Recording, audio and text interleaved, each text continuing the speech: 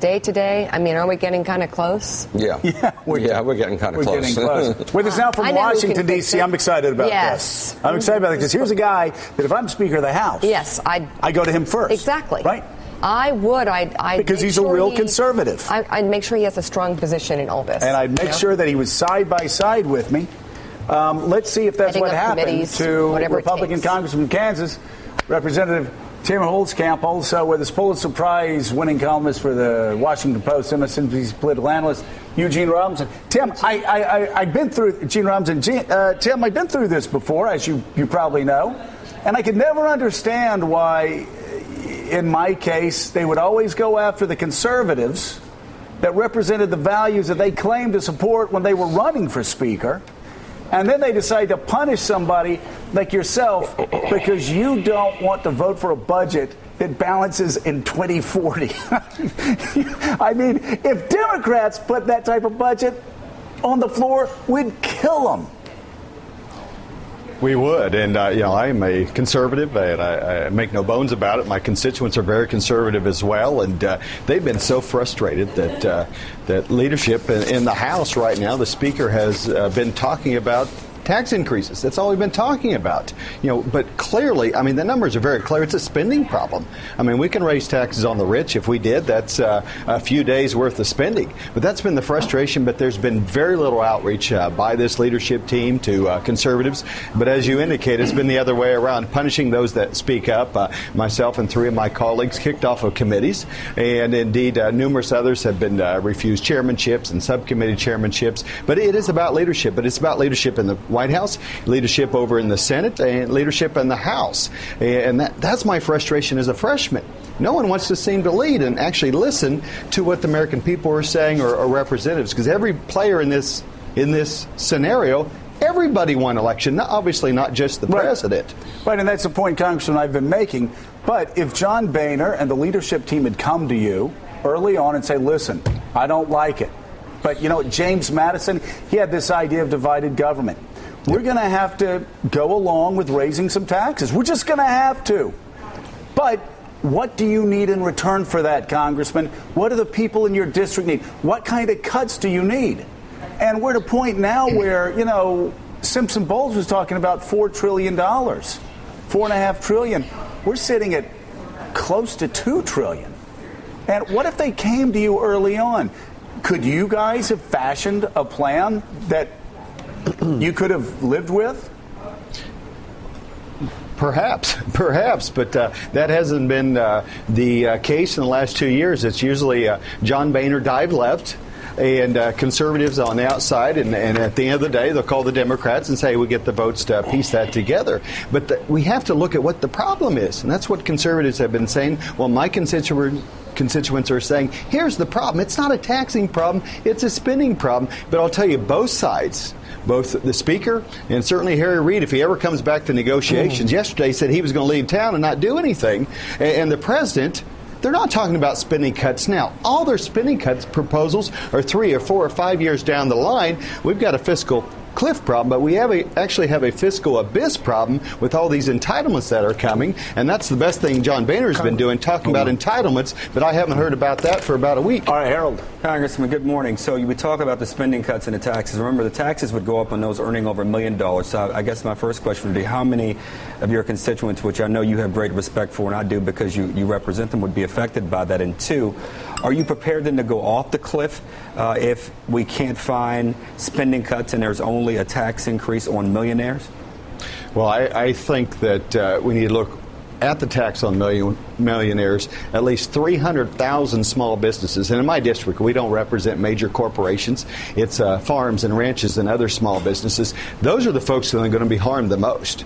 And that's what drives the economy. So it's just not millionaires. It's not the Buffetts of the world. It's the folks that actually produce 41% of small business income that would see their taxes increased on the millionaire's tax. I think what everybody in Washington should agree on is we want to create jobs. We want to make sure folks, 20 million Americans that are looking for work, can go find that. These tax increases will not create a single job. And that is real frustration, because that is the one thing everybody says they agree on. So you go off the cliff if they don't do that? That's my second. You're prepared to go off the cliff?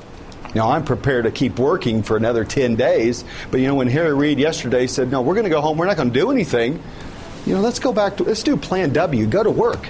Let's have John Boehner sit down with the entire Republican conference and put something together. Let's see Harry Reid try to get something through the Senate and actually have a written proposal from the president instead of everybody going behind closed doors, as the instinct in Washington has been for years. And let's do something public and go to work. We can still get this done. Congressman, I'm listening to you. I want you to answer a very specific question.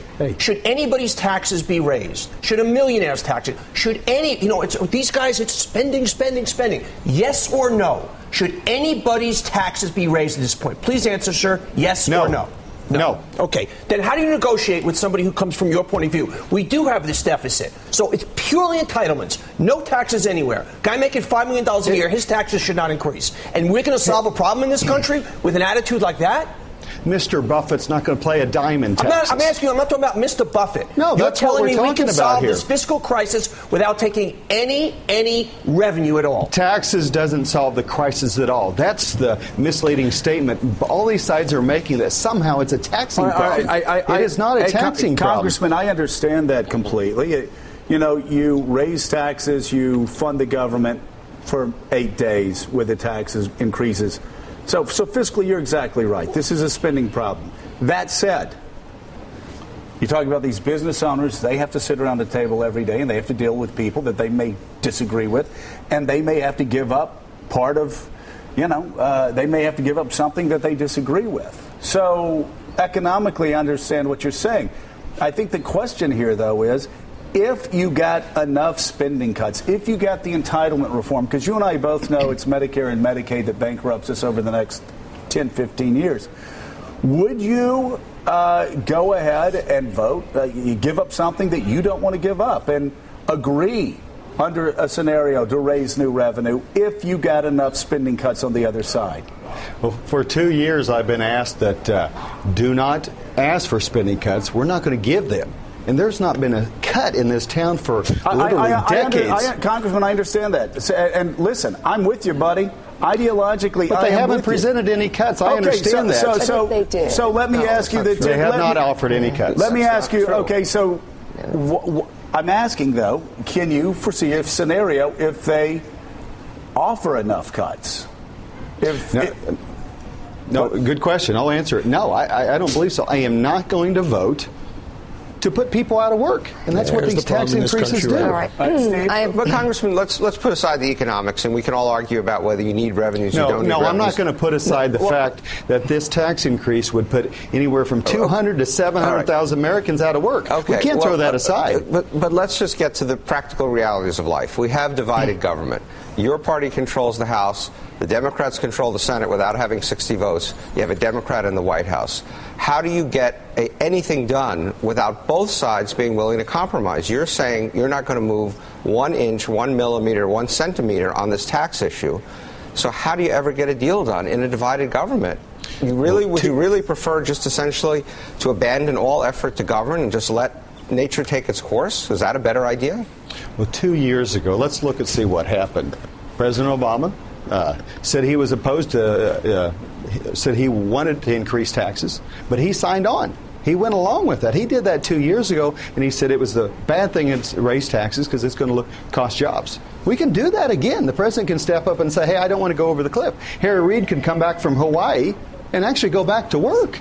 I mean, we can make that happen. We don't have to raise taxes on anyone, but what we know we have to do is actually focus on the problem. And I think most Americans are starting to understand. Washington is trying to convince us that they're not taxing enough. Congress, everybody knows a $1.3 trillion deficit is not a tax problem. Congressman, and again, I agree with you, but we also live, if you see Lincoln or see what's happened over the past 200 years, we live in a divided government. That's our constitutional republic. And there are going to be tax increases. And if you do nothing, there are going to be tax increases on January the 1st. Wouldn't you rather shape it than just let taxes go up for everybody on January the 1st? That's a great question for December 31st, and that might happen. But again, where are the spending reductions? Where are the entitlement reforms out of Harry Reid and the President of the United States? I mean, I disagreed with John Boehner actually caving on taxes. He went over to the White House over the weekend and said, we'll give you $1 trillion of tax revenue. We'll actually maybe raise the debt ceiling for a year and take a lever out of the hand of Republicans. But he did that without, I think, the support of the conference, as we found out. As you mentioned earlier, leadership is actually about listening, not throwing out things, but we see that from the president, lack of leadership from Harry Reid, and oftentimes a lack of leadership of Republicans on our side. But yeah, let's put some proposals on the table that actually are a full solution to that. Will that happen before the end of the year? I don't know. I'm not giving up. I think we still have time to get it done before taxes go up and crater the economy. All right.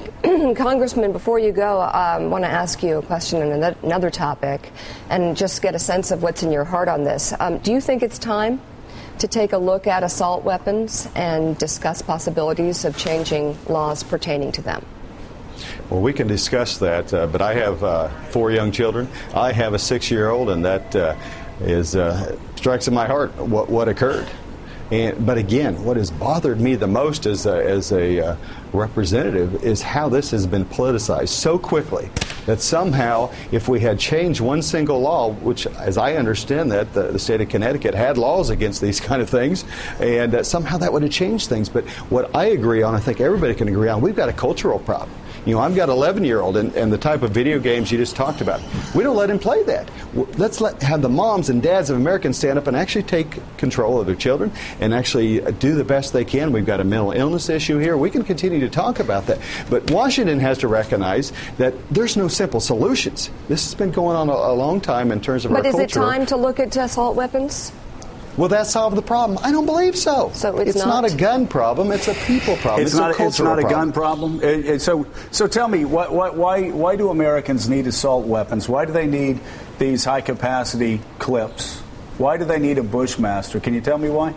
Well, you know what? There's been a lot of misleading statements, including those that are said right here, and saying that somehow, if we ban a gun, that somehow criminals won't get those guns. I'm asking. What's the reality here. For it? It's not a gun problem. It's not a gun problem. There's a person doing that. Oh, really?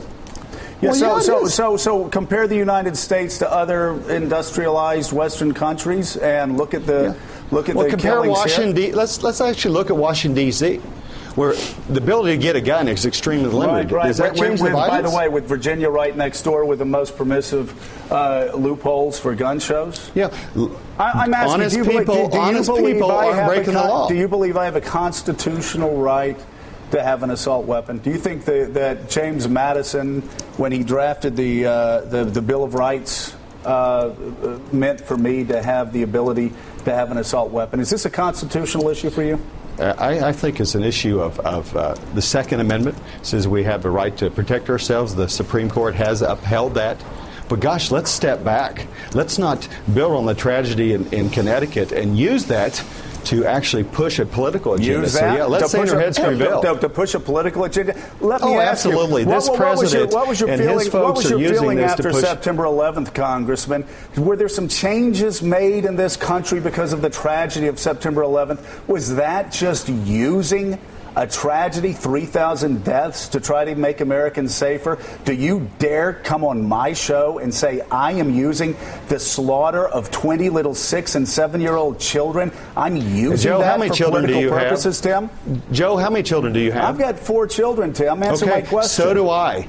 And I refuse to let you say that because you have children or anybody else that we need to actually politicize this.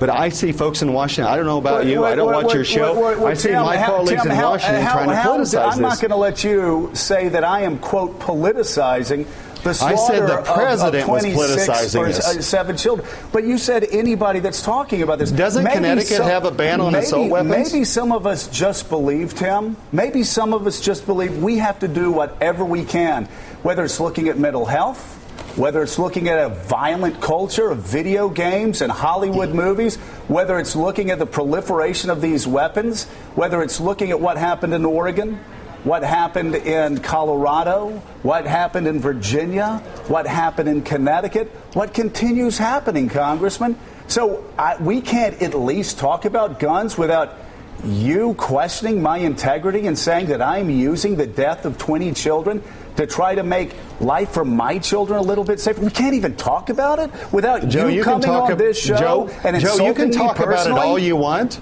I didn't say it was you politicizing it. You're not even a politician anymore, and I understand that. But you look around this town. You look at within 24 hours, folks running on and say, hey, we need to change the laws when they don't even know the situation. Sir. All I'm saying is let's spend a little time looking at that, but not to use the tragedy, because as a very famous political strategist from Chicago said, don't let any crisis go unused. So let me get this straight. So you can come on this show and say what I've said, by the way, that we've got to look at violent video games and we've got to look at a violent culture that Hollywood promotes. And that's not politicizing it. But if we even bring up guns, that somehow that's politicizing the death of 20 children. Wow. What I said, Joe, was I've got an 11-year-old son. Yeah. And I have a choice whether he's allowed to play those video games. What I would suggest to moms and dads across this country is look at what your children are doing. Get engaged. Let the communities get engaged. And I think that would be a solution that will help the problem here. All right, and I'm not saying to pass a single law about that, because I think that would be politicizing the issue. Yeah. Okay. Thank you, Congressman. We'll be right back. Thank you.